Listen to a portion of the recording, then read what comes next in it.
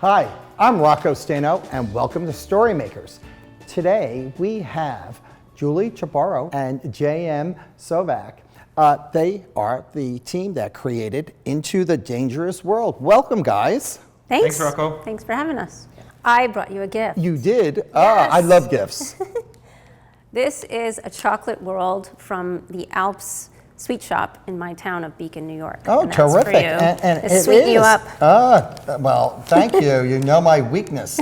And I'm actually familiar with the Alps Sweet Shop, and I know that people can try it out, go online and look them up. But Into the Dangerous World, tell us a little bit about the book, Julie.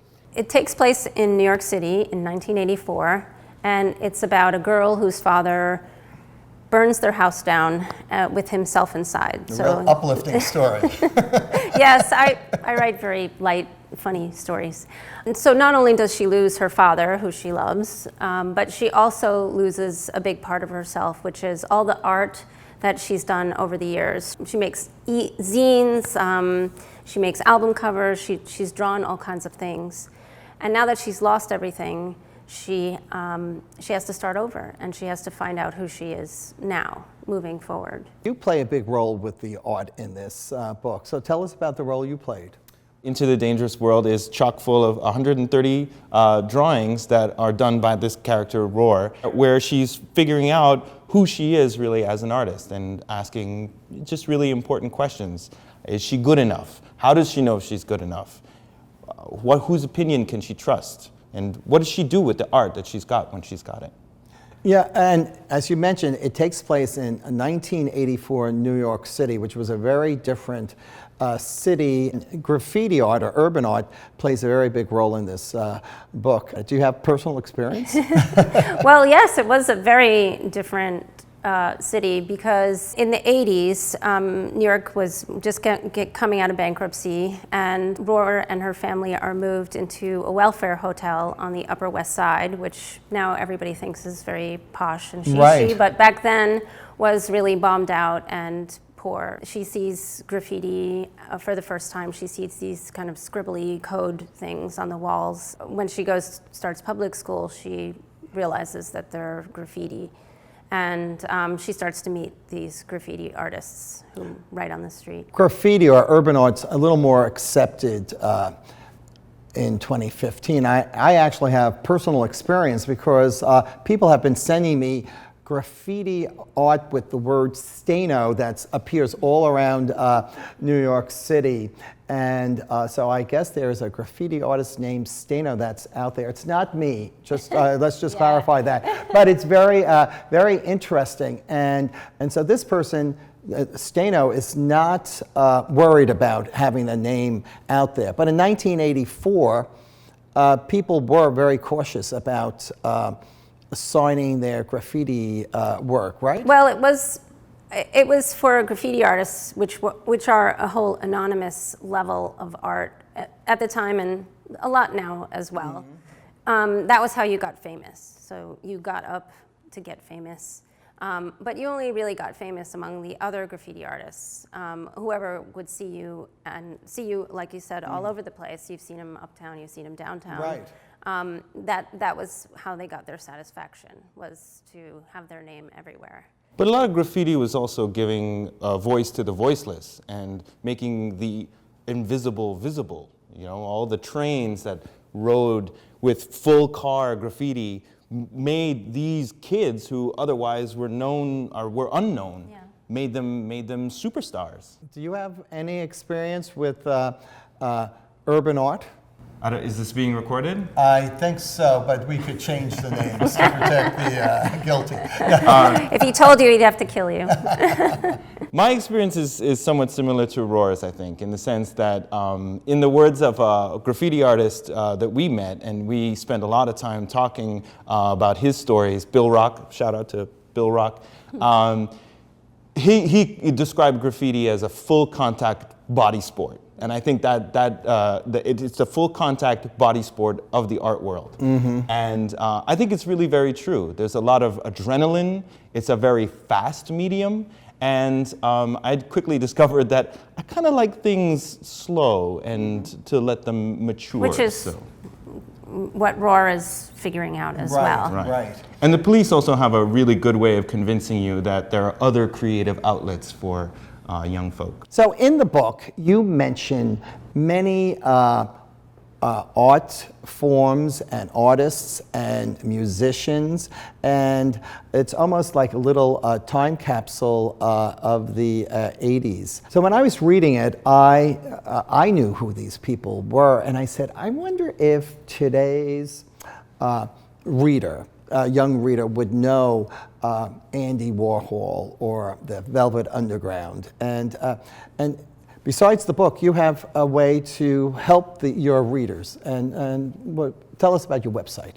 Well, I believe that graffiti doesn't stand alone. So there's graffiti and music and hip hop and rap and all these other things that are interconnected still and very popular today. So I think kids might wonder, where did all this come from? So we built a website for the book called intothedangerousworld.com. And on it, there's art then and art now. There's an art blog. So there's ways to educate the kids more. They're always looking stuff up anyway. And we talk about Andy Warhol and Dadaism, and we're going to have music on there. And it was very interesting, the number of artistic and cultural references in the book, and I found that very educational, and the way you kind of just included those throughout the book. So art, as we said, plays a very important role in the book, and there's, as you mentioned, 130 drawings, and you brought some of your art with us. So let's see what you have, and let's talk about the art and how it's incorporated into the book. I brought some of these with me, and part of the iconography of Roar, the artist, was what I had to learn. And a lot of what she draws is her father, the thing that the person that she misses the most.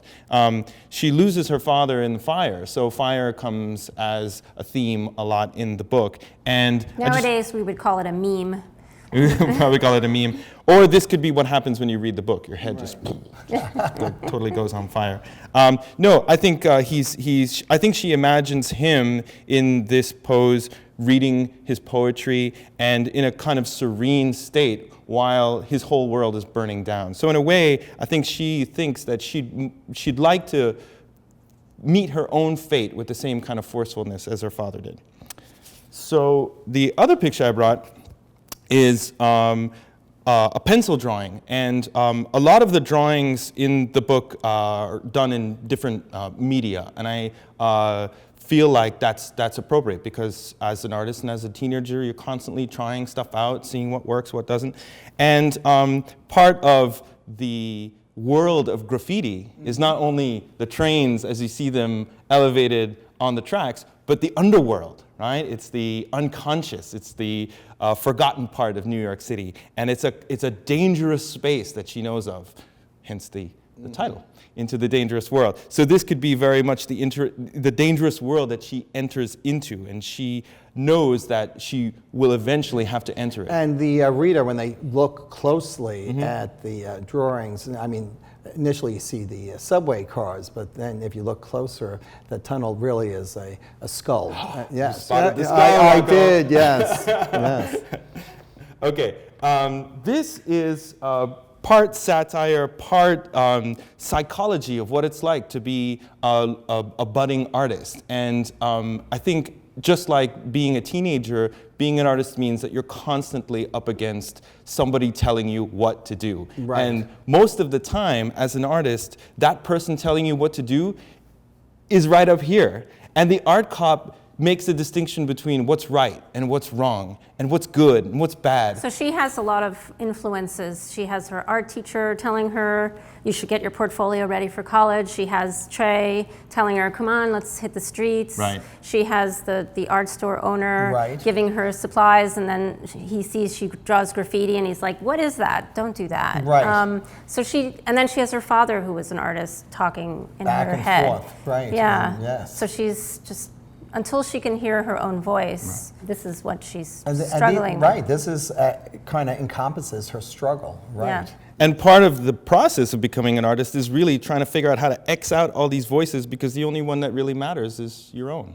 And the last piece I brought is a stencil that she's made, and this pretty much paints the picture, of who she is on the street. Her street tag is Octora, which is here written with the number 8, and she takes on the image of this atom cloud, right? And she also takes on this image of an octopus, right? She's obsessed with octopuses, this kind of these arms spread out through the city.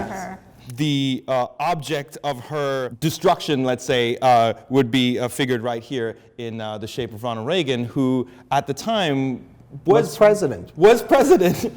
And he appears, I mean, as a lot in the book. And the one may say the book's a little edgy, and that we have Ronald Reagan, and there's some political opinions in the book about Reagan. And well, she's looking at the world from the point of view of someone who has nothing, right. and Reagan is looking at the world from the point of view of people who have something. Right. Not everything. And so I just had to be honest about where she was looking at the world from, and that's, that everything's being taken away from poor people. Yeah, some people may, when they read the book, police are called pigs, and at the time, that was kind of ignited. Her parents are hippies. She comes from a commune. So you were kind of capturing the mood of the time. And, well, they didn't call them police, so I felt I had to be honest about where this stuff was coming from. And very interesting. And so JM, so tell us a little bit about your background. Well, I've been drawing since my dad taught me to draw. Ever since then, that's pretty much what I always go back to. I mean, it's really, it's the most comfortable thing for me. It's really like one would write, I draw. Part of the process of doing the drawings for Into the Dangerous World was really trying to remember what it was like what that process was like to really get the skills, but then also the confidence in doing what you were doing. I had to think about, I think the best note that we ever got from one of the editors was, what was it like then? What did we listen to? What were we watching? What was really occupying our lives in a way? And I really had to go back and try and remember what that was like, because it's so easy to step up and move on and figure, well, I've got the skills now. I'm not the person I was back then. But in a way, I had to reverse gears and relearn the things that I thought I knew. Yeah, this isn't the first time the two of you have collaborated on a book. You worked on another book. What book was that? My second book, which was called Deadly, it was a girl scientist's diary. So she would include these kind of very light sketches in her. It doesn't have as many drawings, but yeah. It's very unusual for the author and illustrator to, be married. Sleep in the same bed. Yeah, sleep in the same bed, and also be almost like a package. So how did that come about? I've been working on stories with JM for years, and our editor at the time for Deadly knew that he was an artist, and he said, why doesn't he draw some stuff for Deadly?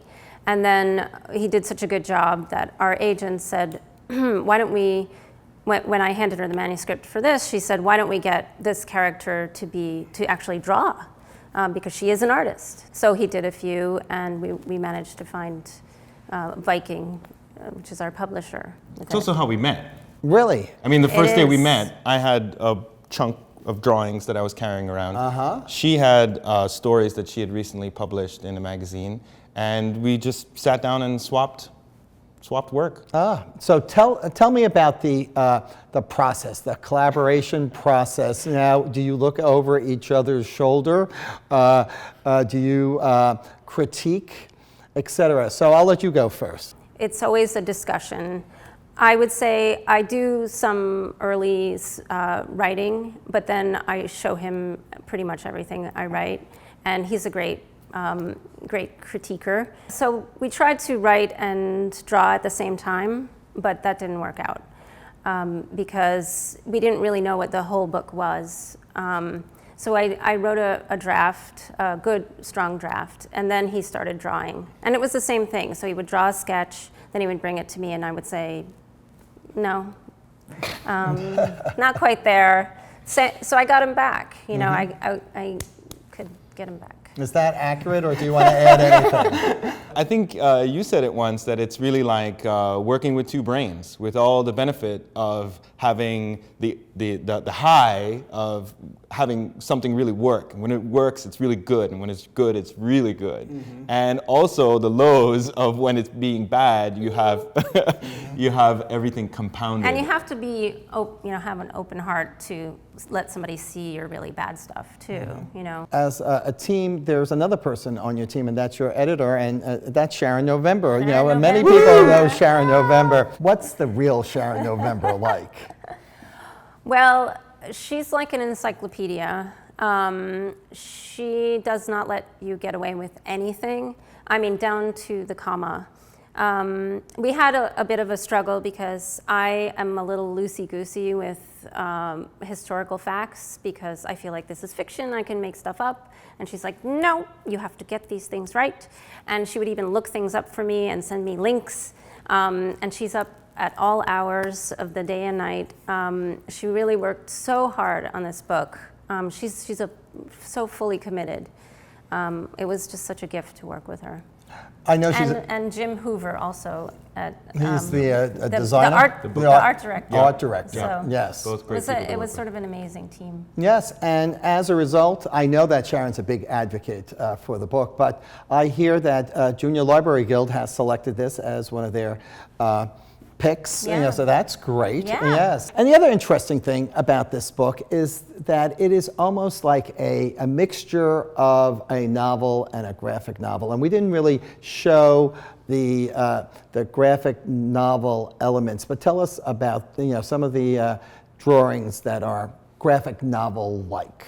Yeah, almost every other chapter or so has something that we call the Dado dialogue, which is the dialogues that she has with her father in absentia, and has him answer the questions that she can't really answer for herself since he's gone. And so Julie would just write out these dialogues like a script, and it only seemed like natural, like where the drawing and where the text met is where this graphic novel kind of element that came about, where she draws herself as this character talking to her father in those Dado dialogues. Yeah, so I can see a reader who is like a graphic novel junkie kind of moving on to this book, which is a little meatier. Nothing against? Textier. Yeah, textier. Yes, textier. Yes. You mentioned using all types of media in your art for this book, and we were talking about graffiti. And so, did you try some graffiti? I think through the magic of television, we actually can show some of that. Well, now you're not really supposed to do this on paper, but this is the piece that Roar does, how she imagines her friend Kevin doing his piece, which he tags nil. He's a nihilist. So nil, and at the bottom he tags, there's no meaning to this, so don't even look. In the sense that what you see is pretty much just what you get. There's no meaning to it. And I like the idea that there is nothing more than what you see, but in the end, what you do see is the city that's behind it. So normally this would be on that brick wall right behind you. And even though the graffiti is what's striking you in your eye, what it gives visibility to is the thing that you don't see, which is right behind it, the trains, the walls, the city that has been forgotten. So when You got that? I got that. So when I visit Beacon, I should be looking at the walls? When you should, Or at your backyard on your house? when you visit Beacon after you've been to Alp's shop, Right. yes, you should come check out the walls, for sure. Well, thank you. So Roar is undoubtedly a strong female character, a superhero of sorts. She's almost been engineered that way by her father. She grew up in this strange commune that he created himself with 15 other people, And he kept her out of school, and he trained her himself, and she can use a chainsaw, she can build houses. She's just an amazingly mentally and physically strong person. And then when she lost him, she became angry, and anger is a source of strength as well, and a huge adrenaline push. So she sort of doesn't let anything get in her way. She's like a learning machine. She knows how to consume and learn and try to understand and work things out for herself. You know, and there's a contrast between she and her sister too. I mean, yes, so her different. Sister's the Republican, Right. her liberal. Yes. Yeah, she wants to make money. She cares about how she looks.